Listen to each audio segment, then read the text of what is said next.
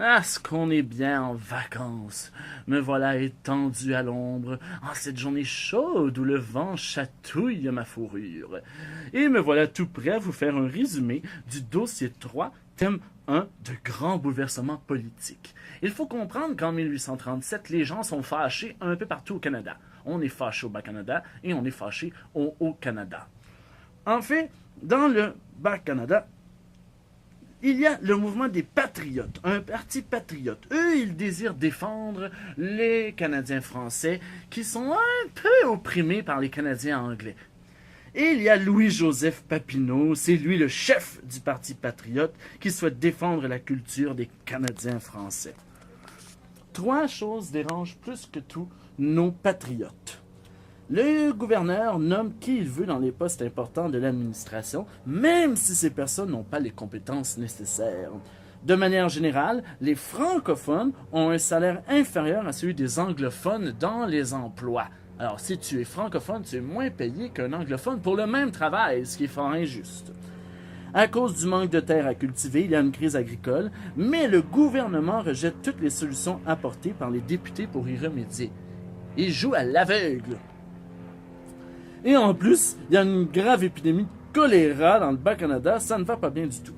C'est pourquoi en 1834, les patriotes envoient une pétition au Parlement britannique de Londres pour que la reine Victoria puisse les lire. C'est une liste de 92 demandes qui prendra le nom des 92 résolutions. Alors, des principales revendications, en fait, les patriotes demandent surtout la responsabilité du conseil exécutif devant la chambre d'assemblée. Ensuite, une élection du conseil législatif, la reconnaissance de la langue française, la réforme du système de distribution des terres, une nouvelle constitution, la réforme du système judiciaire et le contrôle du budget. Mais la reine Victoria va toutes refuser ces revendications parce que pour elle, les patriotes sont traîtres au système parlementaire car ils s'opposent à leur propre gouvernement. Ils refusent de se soumettre à l'Angleterre et à la vision politique du pays. Alors, parce qu'on est fâchés, il nous a refusé toutes nos revendications, les patriotes demandent à la population du Bas-Canada de boycotter les produits britanniques.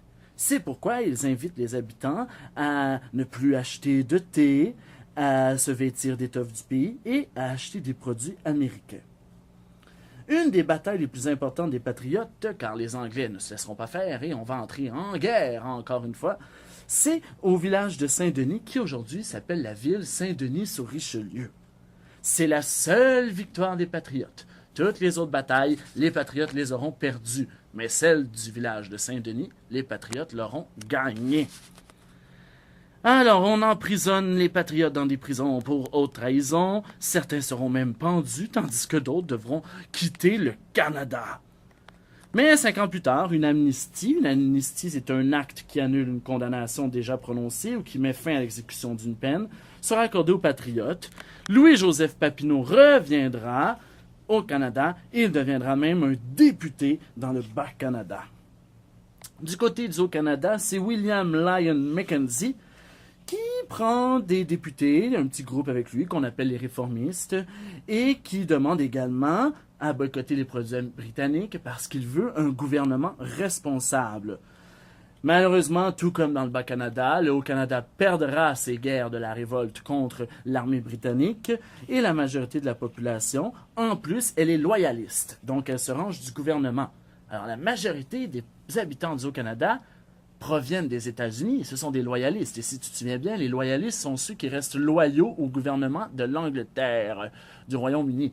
Alors jamais ils ne se révolteraient contre la reine. Alors c'est pour ça que le Haut-Canada perd ses guerres et certains réformistes seront pendus, tandis que d'autres devront quitter le pays et iront vivre en Australie. À cause des révoltes, en 1838, on envoie le gouverneur Lord Durham analyser le Haut et le Bas-Canada et essayer de comprendre pourquoi il y a tant de révoltes et de conflits. Tu dois comprendre que Lord Durham, il n'a pas une forte opinion des Canadiens français. Pour lui, la nation britannique est supérieure à toutes les autres et il trouve que les Canadiens français sont ignorants et faibles. Alors, Il conclut que la population canadienne-française doit être assimilée à la population canadienne-anglaise parce que les deux cultures sont beaucoup trop différentes. Il propose 3 solutions. Réunir le Haut et le Bas-Canada en un seul territoire, prévoir un système politique qui empêcherait les Canadiens français d'être majoritaires à la Chambre d'Assemblée et finalement accorder un gouvernement responsable au Canada. Donc, les députés qui sont élus doivent répondre de leurs gestes devant la population. En 1840, on adopte l'acte d'union. En fait, l'acte d'union entraîne 3 grands changements. D'abord, le Haut-Canada et le Bas-Canada sont réunis en une seule province, le Canada uni. Ensuite, l'anglais devient la seule langue officielle du Canada uni. Enfin, les chambres d'assemblée des 2 provinces sont fusionnées en une seule. Mais il y a une petite injustice.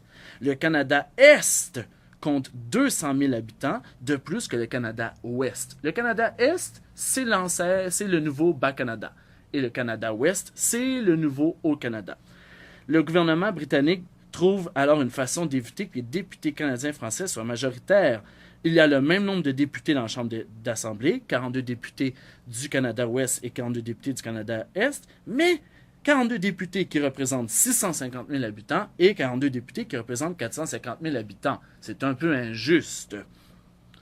Finalement, la nouvelle loi prévoit donc un nombre égal de députés provenant du Canada Ouest et du Canada Est. Mais le gouvernement britannique refuse, et c'est la seule chose qu'il refuse à Lord Durham, le principe du gouvernement responsable. On lui dit non, non, non, pas de gouvernement responsable. C'est alors que s'ensuit, au début des années 1860, le rêve de la Confédération. Les 6 colonies britanniques, donc le Canada uni, la Colombie-Britannique, le Nouveau-Brunswick, la Nouvelle-Écosse, Terre-Neuve et l'île du Prince-Édouard, font face à des difficultés. Les politiciens canadiens anglais et canadiens français ne s'entendent pas du tout. Aucun parti politique ne peut donc former un gouvernement stable et durable. Comme la Grande-Bretagne ne garantit plus de bons prix pour les ressources vendues par les colonies, ces dernières signent une entente avec les États-Unis. Donc on perd des produits au détriment des États-Unis. Alors on propose d'unir toutes les colonies d'Amérique du Nord, donc de devenir en quelque sorte un pays. Chaque colonie aurait son propre gouvernement et ces gouvernements seraient gérés par un gouvernement central. Et on souhaite d'unir le Canada au reste de toutes les autres colonies britanniques en créant un train qui traverserait d'ouest en est. Donc l'ouest canadien juste aux colonies qui sont proches de l'océan Atlantique. Et ça, c'est l'idée de John A. Macdonald, Georges-Étienne Cartier et George Brown. Et on appelle ça la Confédération. Tout le monde veut, sauf l'île du Prince-Édouard. Le 1er juillet 1867, date très importante dans notre pays, l'acte de l'Amérique du Nord britannique entre en vigueur et remplace l'acte d'union de 1840. Alors le Canada cesse d'être une colonie et devient un État, oui, sous l'autorité d'Angleterre, mais qui a sa propre autonomie et sa propre gestion.